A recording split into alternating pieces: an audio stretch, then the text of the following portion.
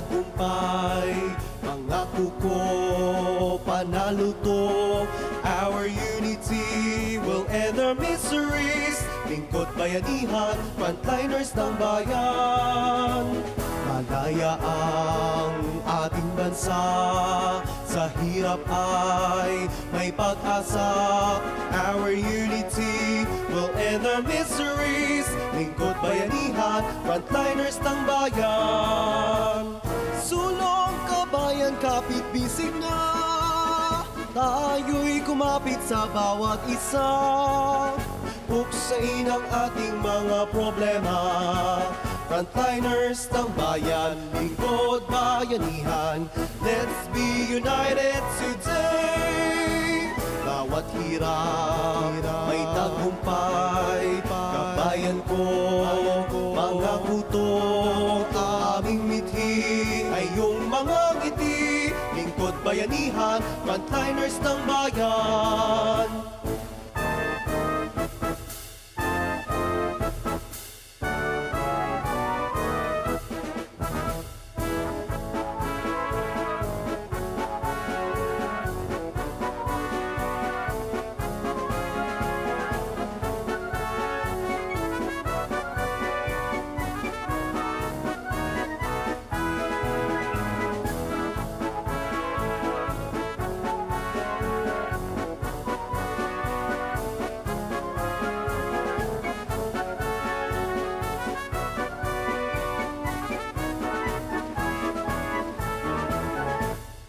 Sulong kabayan, kapit bisig na, tayo'y kumapit sa bawat isa. Buksain ang ating mga problema. Frontliners ng bayan, lingkod bayanihan. Let's be united today. Bawat hirap may tagumpay. Kabayan ko, pangako to, aming mithi ay iyong mga ngiti. Lingkod bayanihan, frontliners ng bayan. Lingkod bayanihan, frontliners ng bayan.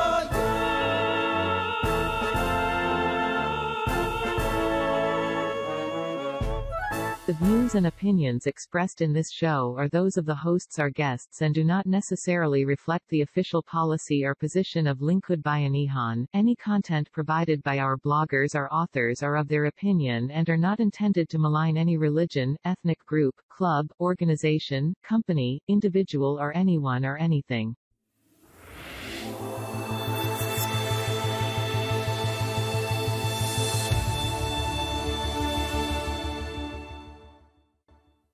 Welcome sa Lingkod Bayanihan, Frontliners para sa Bayan. Ito po si Dr. Benny Atienza, Presidente ng Philippine Medical Association. At ako naman po ay si Dr. Leo Olarte, Presidente ng Clean Air Philippines Movement Incorporated. Pipilitin natin talakayin ang mga napapanahong issue. At tatalakayin din po natin ang air pollution, motor vehicle inspection system at global warming. Makakasama natin ang ating mga partners para talakayin ang mga isyong ito. Stay tuned, enjoy, and listen to our show. Sa Lingkod Bayanihan, ang aming mithi ay ang inyong ngiti. Magandang umaga po. Ako po si Andy Vital, ang inyong moderator sa programang ito. Bagong programa ng Lingkod Bayanihan. At din sa inyo sa pagtutulungan ng Clean Air Philippines Movement Incorporated, CAPMI, Philippine Medical Association at iba pang mga partners po natin.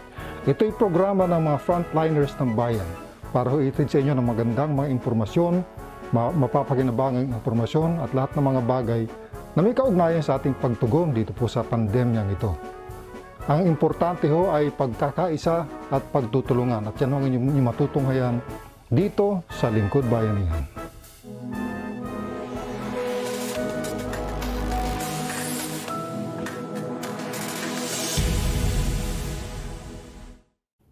Kapartner din po natin sa programang Lingkod Bayanihan ang CAPMI. Ano po ito? Ito po ang Clean Air Philippines Movement Incorporated. Ang presidente nito ay si Dr. Leo Olarte. Doktor na, abogado pa. Ano pang hahanapin nyo? Pakinggan po natin ang kanyang mensahe. I am Attorney Leo Olarte, MD, President of the Clean Air Philippines Movement Incorporated.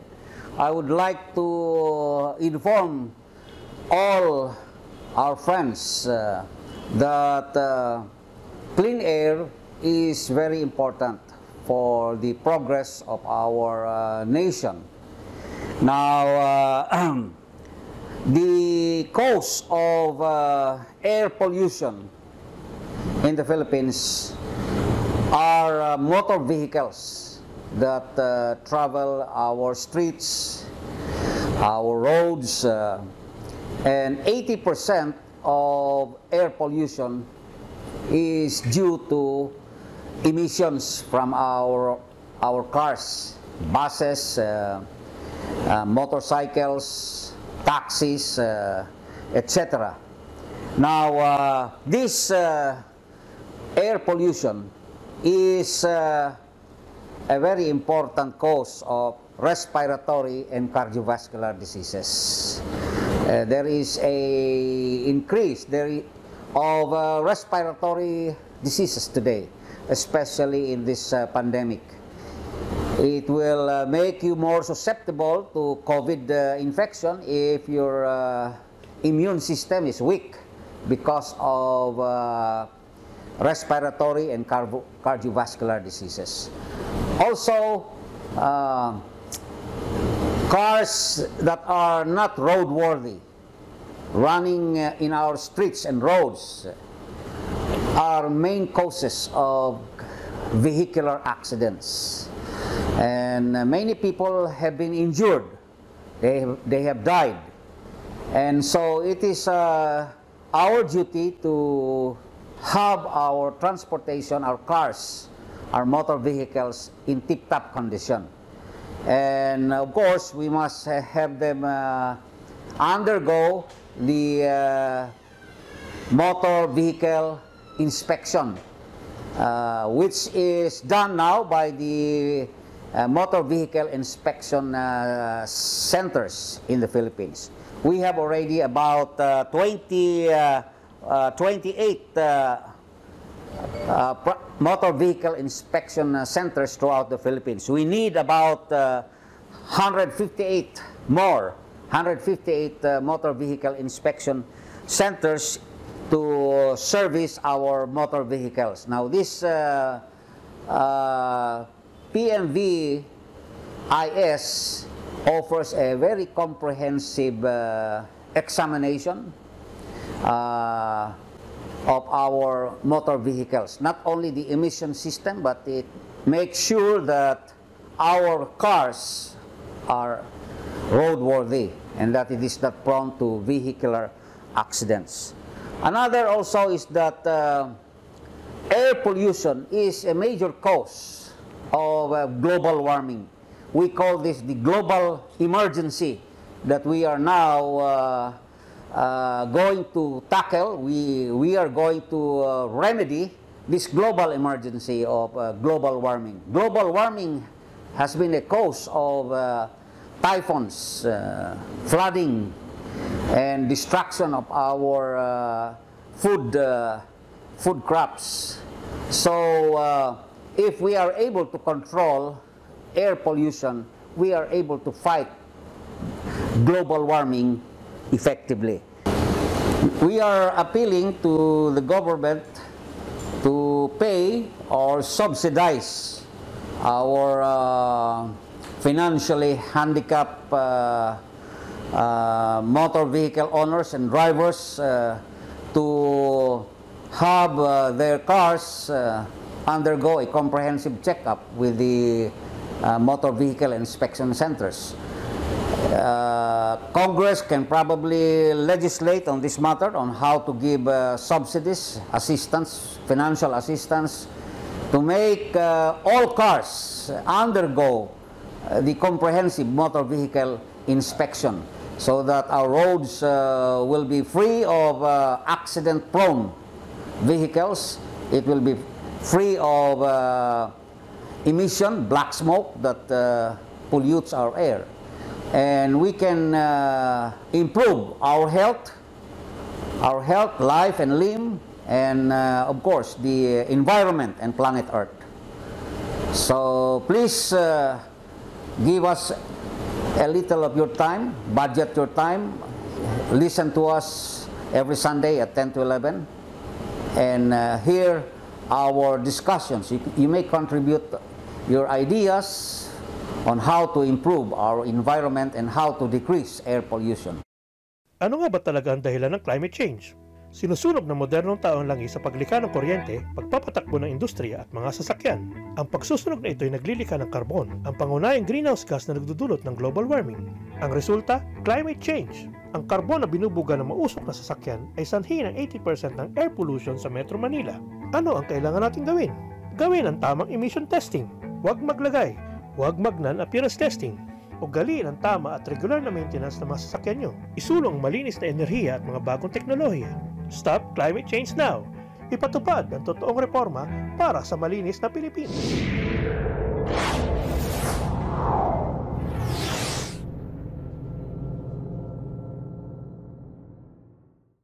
Mga kababayan, magandang umaga po. Kasama po natin ang mga partner natin sa programang ito na sa tingin ko ay malaki po ang magiging impact pagka pinag-uusapan ho ay tamang impormasyon, lalo na ngayong pandemya. Alam niyo, sa programang ito ay nasa likod po nito isa sa malaking organisasyon ng mga doktor. Pinakamalaki, in fact, ang Philippine Medical Association. Kasama po natin ang iba pang mga ahensya ng gobyerno na tumutulong sa panahong ito ng pandemya. Doc Atienza, magandang umaga po. Magandang umaga sa inyo. Hindi niyo matatanong, ang Philippine Medical Association po ang isa sa pinakamatandang organisasyon ng mga doktor, isang samahan ng mga doktor sa buong Pilipinas. At kami po ay nag-start pa ng 1903. Kaya nauna pa po ito sa Department of Health. At ito po ay binubuo ng 85,000 na mga miyembro buong Pilipinas. Doc Benny, ngayong tayo pa rin sa panahon pa ng COVID-19, Sa ngayon, ano bang pwede niyong ibigay na situation? Nasaan na ba tayo? Ano bang status ng kampanya against COVID-19? Actually, ang COVID-19 natin, katulad ng sinasabi natin, ay hindi nga natin nakikita ang ating kalaban. Ito yung virus na mahirap, hindi natin nakikita ang kalaban, yung sakit mismo. At saka dapat tayo maging totoo at yung mga pinupuntahan natin ay dapat alam natin yung mga nakakasalamuha natin. Kung in case na magkaroon tayo, dapat yung contact tracing na ginagawa ng LGU mapanatili. At saka kung nag-positive ka, dapat magko-quarantine ka ng 14 days. At kung may simptomas ka naman, ay dapat na-hospital ka. Ang inaano natin ay katulad ng na nag-umpisa ito, dapat pa rin natin sundin ang ating minimum health standard. Dapat tayo nakamask, tama ang pagkakasuot natin ng mask, at maganda yung quality ng mask natin. At dapat ay meron tayong, kung lalabas tayo lalo, ay naka-face shield tayo para yung maiwasan yung splash. Kung may, kasi di ba sa laway o nanggagaling sa cavity, tsaka pag humahatching tayo, dapat ay natin, gaganon tayo. Hindi natin ibubuga sa tao. Sa siko natin sa siko, gaganon. Iiwas ka. At saka dapat, yung importante yung social distancing, at least 1 meter. Yun ang inano natin na dapat, lalo sa mga transportasyon, dapat may mga, kung open, dapat may pag-itan din yan. At kung close naman, dapat limited ang tao lalo na. At ang inaano natin is, dapat maghugas tayo palagi ng kamay. At kung kung walang sabon, mag-alcohol tayo, tama. Tsaka kung pag galing tayo sa labas, dapat yung damit natin, i-segregate. Okay lang ba ang mga frontliners ngayon? Alam ko, marami ng mga nawala. Marami pong nagkakasakit. Pero so far, are they being treated well? So far ngayon, kasi mas mas stricto na doon sa ating protocol, lalo na sa mga pasyente.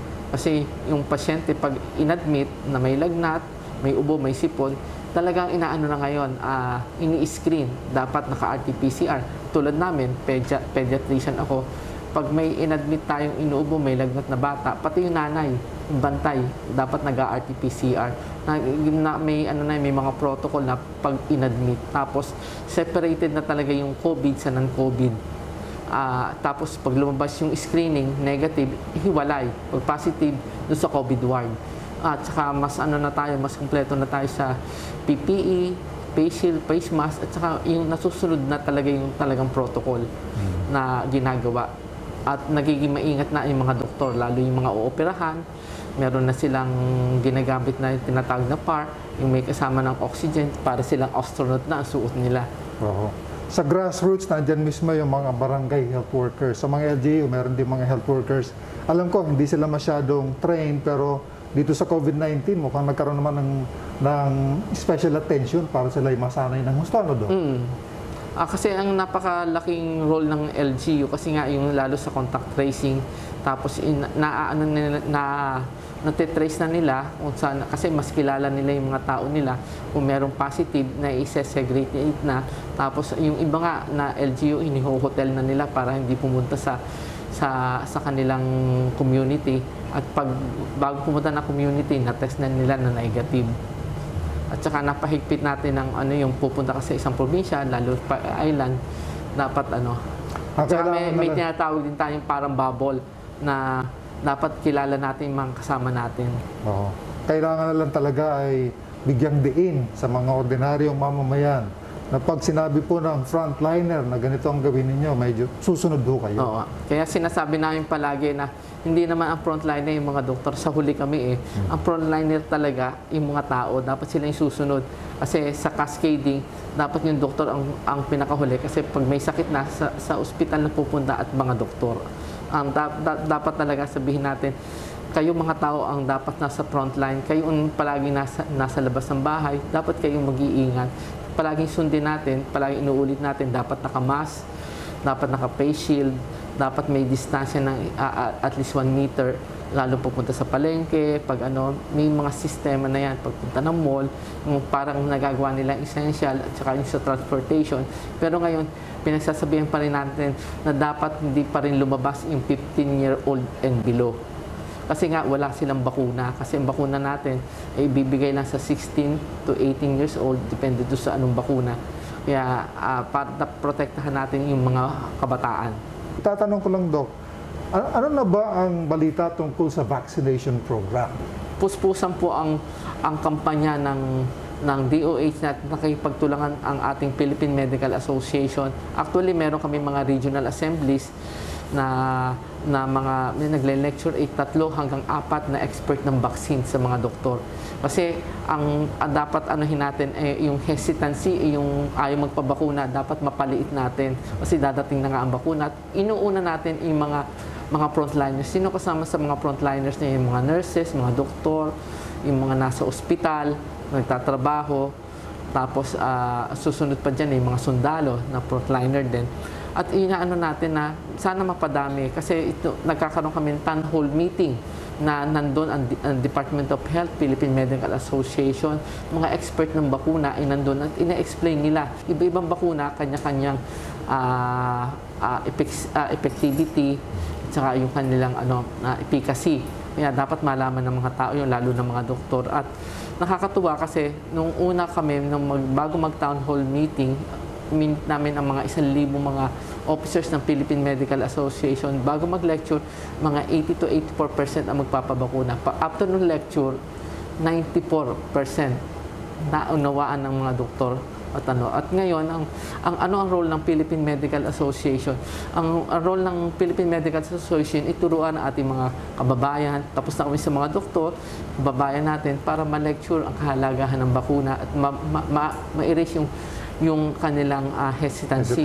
At tutulong ang mga doktor ng buong Pilipinas para doon sa screening. Kasi dapat tatanungin kung may allergy. Tapos doon sa rollout, yung mismong pagbabakuna, tutulong kami sa pagpapabakuna at saka yung monitoring and surveillance. Ibig sabihin, hindi lang matatapos doon ang role ng mga doktor, ng mga nagbakuna, kasi kailangan baka mamaya may side effect, nga lumabas, may allergy. Meron tayong tinatawag na long-term, yung delayed reaction, dapat mabantayan yun. Sa bawat episode ng programang ito, Doc, lagi nating bibigyan ng tamang impormasyon, lalo na dito sa palapit ng bakuna ang ating mga kababayan para mawala yung mga agam-agam at alam nila kung anong dapat gawin.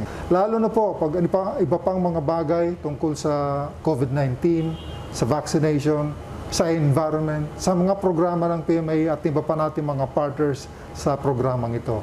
Kaya wag ho ninyong kalagtian manood palagi sa Lingkod Bayanihan.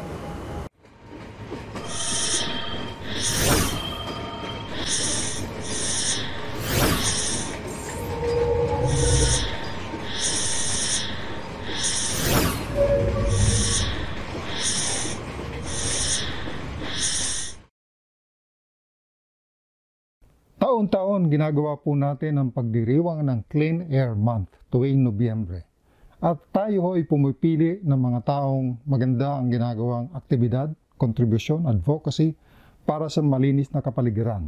Noong pong nakalipas na taong 2020, ang napili po nating Clean Air Champion ay walang iba kundi si Senator Manny Pacquiao. Pakinggan po natin ang kanyang mensahe.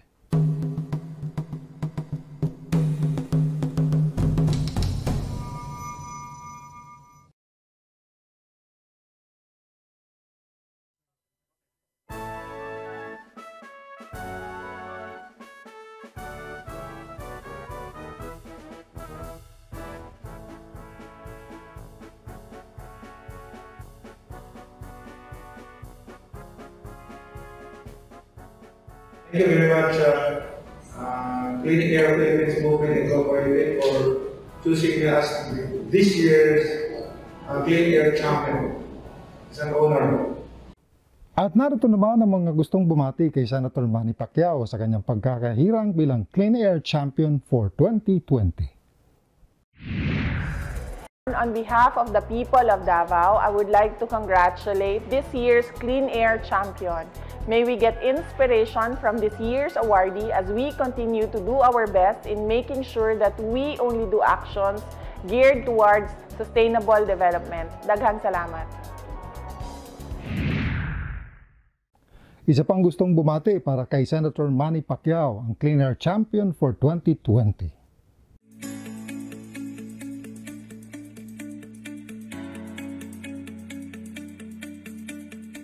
My warmest congratulations to this year's Clean Air Champion, Senator and boxing legend, Manny Pacquiao.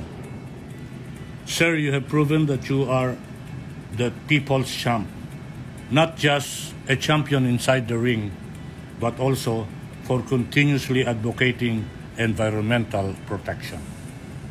With everything that has been going on in this world, it is important for us to put nature on top of our priorities. And with the present COVID-19 pandemic, it is imperative that we take steps to ensure cleaner air. Sa kasagsagan ng community quarantine, nakita at nasaksihan naman ho natin ang magandang dulot ng malaking kabawasan sa polusyon sa hangin. The skies were clear and we were delighted and rendered speechless by the beautiful view of the skyline and the mountains from a distance. Sayang kung hindi ho natin ito mapapanatili. Alam nyo, Mr. Senator, kung may isang bagay man tayong magkapareho, ito ho ay ang ating pinanggalingan. Parehas tayong nagmula sa hirap at nagsumikap upang umahon at baguhin ang ating kanya-kanyang buhay. Marahil nga, Mr. Senator, nagsilbi itong kasangkapan upang magamit natin sa pagpapatupad ng mga programa na ang layunin ay proteksyonan ang ating kalikasan. Dahil tayo ay mismong nagsimula sa ibaba, alam at naiintindihan natin ang masalimuot na katotohanan na kapag nasira ang kalikasan, numero unong biktima nito ang mga mahihirap. Personal po at malapit sa aking puso ang usapin na pagmamahal sa kalikasan. I lost my eldest son at the age of 11 because of asthma triggered by air pollution.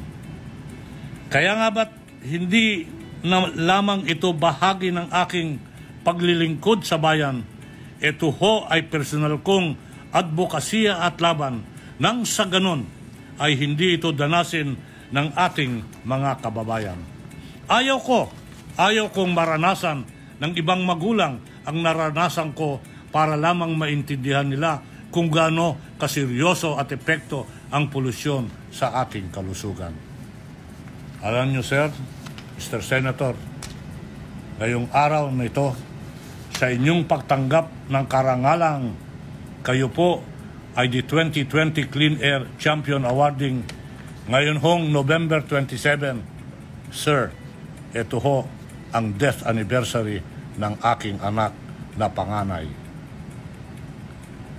Mr. Senator, I firmly believe that the true mark of a champion does not lie in the amount of recognition he received, but rather on how much impact he positively creates throughout his lifetime. May we continue to harmonize economic development with efficient and sustainable management of the environment now and for our future generation. To you, the boxing champ, the legend, the exceptional public service and national treasure, Senator Manny Pacquiao, hindi matatawaran ang iyong kontribusyon sa bayan.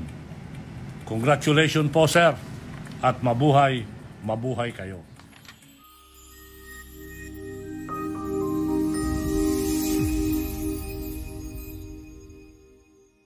Nantala ka na ba minsan ng roadside anti-smoke belting check? Maabala, di ba?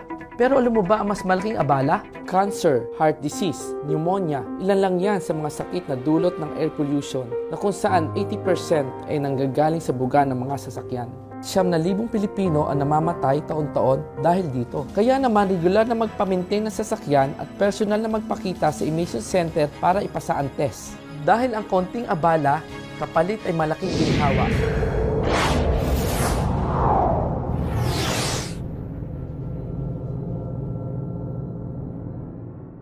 Sa mga kabataang halimbawa ay nahihirapang magkolehiyo, no? Meron pong alternative na kayo mag-aral ng mga short-term courses, vocational and technical, na mga in-demand. Pagkatapos ninyo mga kursong ito, sigurado makukuha kayo sa mga trabaho sa overseas, sa Amerika, sa Asia, sa Australia, sa UK, ano ho. Sa ilalim po ng TESDA, pinangungunahan po ng TESDA ang pagsasanay dito. Ang TESDA ay Technical Education and Skills Development Authority. Pakinggan po natin ang panayam ng Presidente ng Philippine Medical Association, Dr. Benny Atienza, sa Director General ng TESDA. Walang iba kundi si Secretary Isidro La Peña.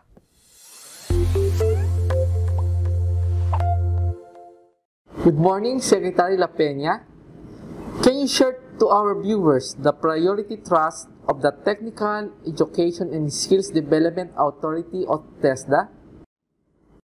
Magandang umaga sa iyo, Doc Benny, at maraming salamat sa opportunity na ibinigay ninyo sa TESDA sa makikipagpanayam sa inyo at maparating sa ating mga kababayan kung ano ang mga ginagawa ng TESDA para sa mga kababayan natin. At to start with, yung ating TESDA, yung mandato ng TESDA ay it is to provide relevant, accessible, high quality and efficient technical education and skills development or training. At ito yung sinusundan natin na mandato, at ang ating yung ating trust diyan ay yung dalawa yung strategies diyan or yung aming main trust diyan, and these are yung global competitiveness at yung social equity and poverty reduction. So dalawa yan, at both has to be addressed. We have to have a competitive workforce, at ito yung pag-provide natin ng mga skills that is into the 20th century technology environment at par with other countries, especially yung mga developed countries. Of course, dito sa ASEAN countries, we are getting into it naman. Hindi naman tayo nahuhuli. Pero we need to upgrade yung ating mga technical know-how at saka pati yung mga training equipments natin. And then when we talk of social equity and poverty reduction, ito yung pag-address ng mga pangailangan ng ating mga kababayan who are in the lower strata of society. At marami ito. Kaya nga it is equally important na while we address yung global competitiveness na pangangailangan natin, we have to address also yung pangangailangan natin ng mga kababayan natin na kailangan ng serbisyo para ma-lift up ang kanilang kabuhayan sa kahirapan. In the last 2 years as TESDA Director General, what would you consider as some of the milestone or objectives you have achieved for the agency? Yes, in accordance sa priority trust na nabanggit ko kanina, ang isa dyan ay how to provide yung mga training sa mga nangangailangan na Pilipino. At ito yung sinasabing it should be accessible. At doon sa mandato natin, naka-state yun, to provide relevant, accessible.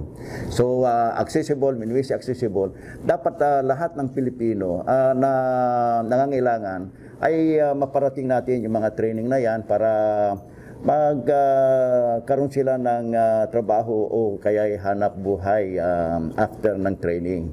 Marami tayong mga kababayan sa mga probinsya, sa mga munisipyo, sa mga barangay, and even in the hinterlands. Kasama na dyan yung mga tinatawag na GIDA or geographically isolated and disadvantaged areas. So, ang ginawa natin, Doc Benny, is to provide training centers sa lahat mga provinces natin. And I would like to inform you na when I assume as the Director General, I discovered na we have 59 provinces na walang provincial training centers. So yun ang isang binigyan ko ng focus. Kasi how can you say that the training or the assistance ng TISDA ay accessible when we do not have provincial training centers in many of our provinces. So ngayon, nagawa na natin yan at we have created yung mga provincial training centers na yan, mayroon ng manpower. At this is one of those that I have presented to the Cabinet and to the President. At inapprove naman ng ating Presidente. Kasi alam ng Presidente, in the words of the President himself, sabi niya na ang TISDA is crucial in what this administration wants to do. Of course, I understand that very well. Pag sabi niya crucial, it is addressing yung poverty. Ang poverty kasi maraming yan ang nagiging dahilan ng maraming problema ng gobyerno, including communist insurgency and also criminality. So that's one of those that I have concentrated at so far we are doing well, I would say. In fact, pati yung mga tinatawag na priority barangays na identified ng National Task Force to End the Local Communist Armed Conflict ay kapag-reach out na tayo sa kanila, 143 of these barangays. And of course, yan ay even nung wala pa yung hindi pa na-approve yung pondo to address itong mga pangangailangan ng mga priority barangays na ito. But TESDA has been there. Nag-umpisa na kami, 143 barangays na yon yung mga reach out namin at ipinaramdam ang serbisyo ng gobyerno sa kanila. At natutuwa naman ako dahil kasi ito ay marami ang mga katutubo natin doon sa mga lugar na yon ay sinasabi, for example, when we establish yung ilaw sa kanila, kahit na walang daan, nagkaroon ng ilaw because of we have a course which we call photovoltaic installation system, solar. At ano ba kasi pag maglalagay ka ng ilaw, kung is the electricity, you need electric line. To be able to have electric line, kailangan may poste ka. Bago ka makapaglagay ng poste, kailangan may kalsada. Yung mga barangay na yon na pinupunta na walang kalsada. So what we did is to establish itong mga solar lights. At yung isang dato nga doon sa barangay Sitio Blit ng Barangay Ned. Sabi nga niya 70 years old, sabi niya sa tanang buhay ko, ngayon lang ako nakakita ng ilaw. Imagine na, you will be touched. That will mean two things. Na it's 70 years of na hindi nakarating ang gobyerno sa kanila, ang serbisyo ng gobyerno. But after that 70 years, ang sinasabi niya na nakarating din ang serbisyo ng gobyerno sa kanila. So that's one on the trust addressing yung social equity at saka poverty reduction. On the other hand naman, on ating yung on global competitiveness, we have started with the innovation centers. At present, meron na tayong isa na na-inaugurate last year doon sa Cebu na Innovation Center. And then we have another two going up dito sa Zamboanga in Region 9 at saka another one in Region 8. Sa Balicuatro ng Northern Samar.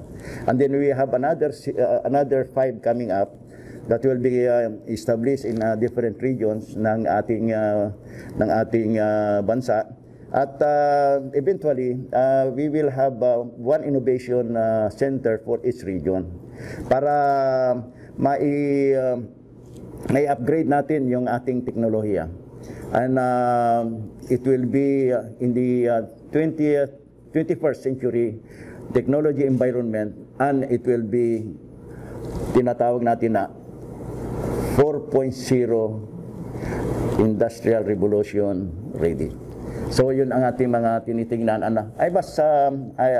All of this I have presented to the cabinet and the president at inapprove niya yan. Kasama na rin yung pag-purchase ng mga mobile training laboratories. Ito yung it's in accordance with reaching out to the far-flung areas sa mga nangangailangan ng mga kababayan natin sa malalayong lugar. You do not expect na may mandaan doon sa malalayong lugar, ipupunta pa sa mga training centers natin. So kami na ang pupunta doon.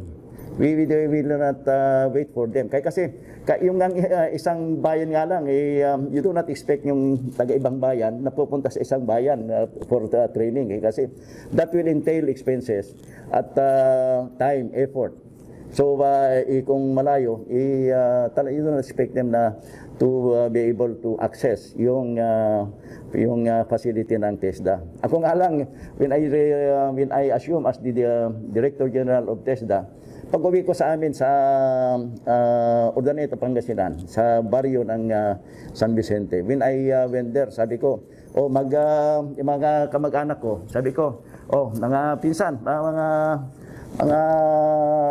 ipag-aralin ninyo yung mga anak ninyo sa TESDA. Sabi nung anak nung pinsan ko, sabi niya, ano yung TESDA, uncle? Sabi niya, ang ibig sabihin, hindi alam. So, I made sure na ang TESDA ay makikila at malalaman ng mga kababayan natin by directing yung mga regional directors, mga provincial directors to always attend yung ABC conferences, that is monthly, Association of Barangay Captains. At doon isabi na meron tayong TESDA at may mga training para doon sa mga nangangailangan. Yung mga walang trabaho, lalo na. Yung mga walang trabaho, sabi ninyo na mag-training sila at may allowance pa silang 160 a month. So instead na naka-standby lang doon. And then pag nakapagtrabaho sila, mga traditional, na, for example, on crop production, mga agriculture, at saka yung tungkol sa carpentry, masonry, mga basic na mga kaalaman na pwede magamit nila pang pamilya at saka pati sa community. And they can use that also for employment sa mga malalaking kumpanya. And then that will also help yung mga kurso na yan doon sa priority sector na I made during my time. At ito ay yung agriculture, at saka construction. Agriculture because it's about food security. Lahat naman ng mga bansa yan palagi ang priority nila. Kahit ng Amerika until now, priority nila yung is about food production.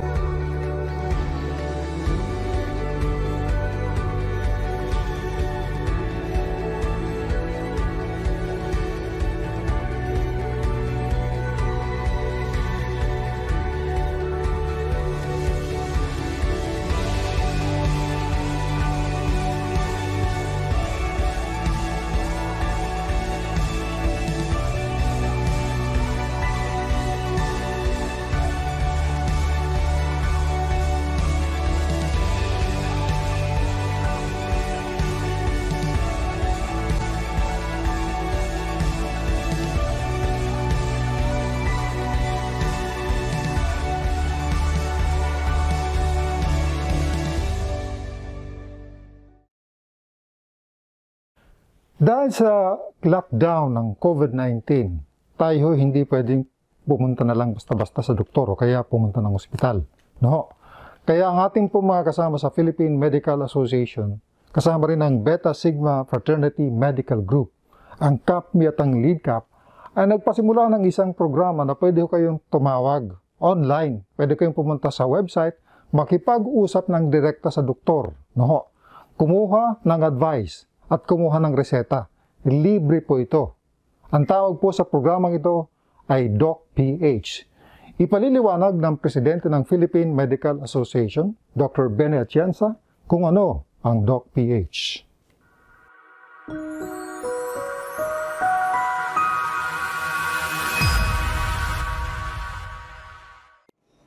Pinaalala po namin ulit sa inyo na meron po kaming DocPH. Itong DocPH po isang digital online consultation na pinangungunahan po ng Philippine Medical Association sa pagtutulungan ng LeadCap at saka po ng Beta Sigma Fraternity na mga doktor din po. Ang layunin po nito ay ma-prevent ang crowding, ang pagsiskip ng mga ospital sa atin during COVID pandemic at ma-preventahan po natin ang unnecessary exposure ng mga pasyente sa COVID-19 at para maprotektahan din po ang mga sarili ng ating mga doktor para hindi po ma-expose sa COVID-19 through non-physical contact. And to set up referral para po ma-refer natin ang mga pasyente na may COVID sa mga nararapat na ospital at makapagreseta po kung hindi naman COVID to, pwede po silang magkonsulta sa ating mga doktor na pinabibilangan ng mga doktor ng Philippine Medical Association online. Paano po ang pagprepara dito?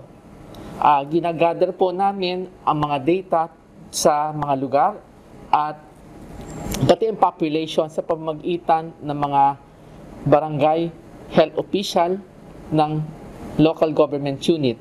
Ina-identify po natin ang mga doktor na volunteer para makagamit ng direct phone, online, or consultation. At ina-identify din namin ang mga data at pinapibentahan din namin through Data Privacy Act. Ano po ang gagawin natin? Pagka po kayo ay ipa-plus po sa TV screen ninyo ang website ng DocPH at pwede po kayong tumawag dito. Unang-una po, kukunin po inyong consent ng mga pasyente at ang padala po dito ay tatanungin kayo ng inyong pangalan, age, sex, address, inyong email address at saka yung history. Napaka-importante po ng historya sa online consultation na ito. Itatanong po sa inyo, ano po ang maitulong namin sa inyo? Paano po nag-start o nag-umpisa inyong simptomas? Nagpakonsulta na ba kayo sa mga doktor? At kung nagpakonsulta kayo, ano po ang initial diagnosis na binigay ng doktor? At tatanungin kung meron kayong pre-existing na sakit in medical condition niyo in the past. Are you currently taking medicine? Kung iniinom pa kayong mga gamot sa ngayon. At tatanungin din po kayo kung kayo ay nagsisigarilyo. At ang iba pa pong katanungan ay binubuo ng kung kayo umiinom ng alcohol at saka po yung kung nag-undergo kayo ng surgery for the past months. At ayun pong tatlong natitirang mga katanungan ay tungkol na po sa monitoring ng SARS o COVID-19.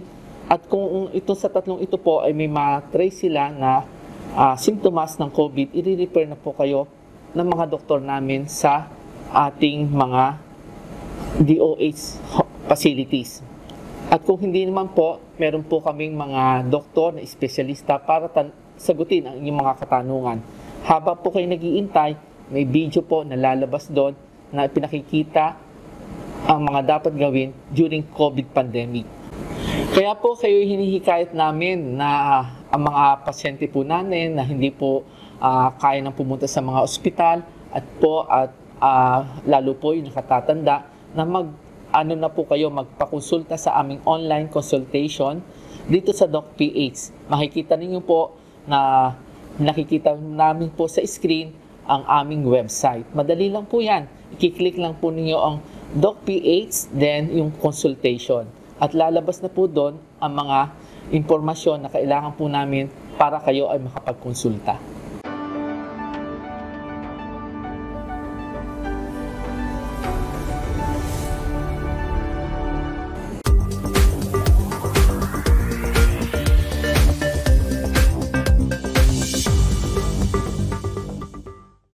Magandang umaga po muli sa inyo. Ito po ulit si Dr. Benny Atienza ng Philippine Medical Association. Marami pong balita na dumadating po sa mga doktor na ang body temperature scanning po ay ginagawa sa noo o sa forehead ng mga pumapasok sa mall at sa mga establishment. Pinakakuusap po natin sa ating mga frontliners, sa mga security, lalo na sa mga mall, na ito po ay gawin na dito sa wrist. Kasi po, para maprotektahan po ang kalusugan ng ating mga mamamayan at ito po naman ay parehilin po ang ating makukuhang temperatura ng ating katawan.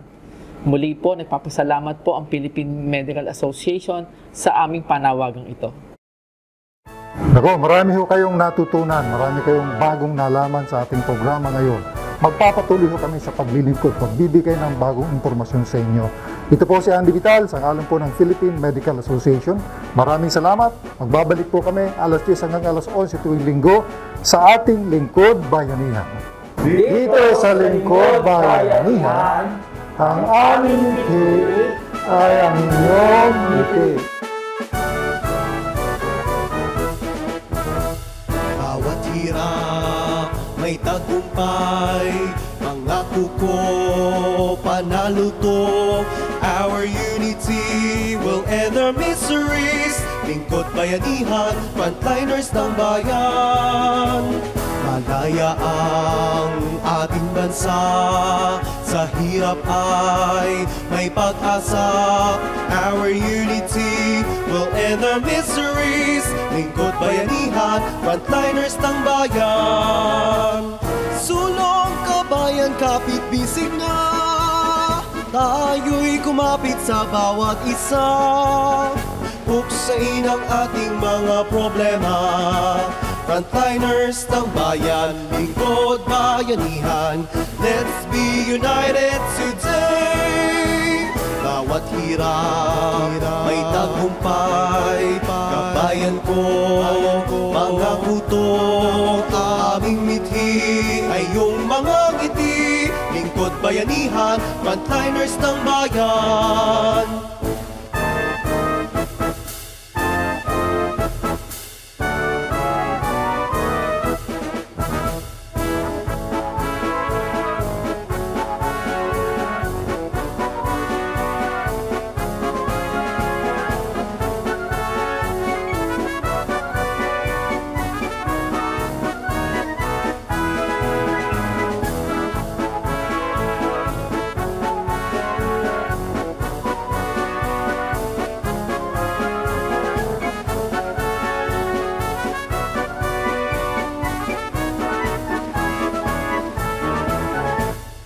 Sulong kabayan, kapit bisig na, tayo'y kumapit sa bawat isa. Puksain ang ating mga problema, frontliners ng bayan, lingkod bayanihan. Let's be united today. Bawat hirap may tagumpay. Kabayan ko, mga kuto, aming mithi ay iyong mga ngiti. Lingkod bayanihan, frontliners ng bayan. Lingkod bayanihan, frontliners ng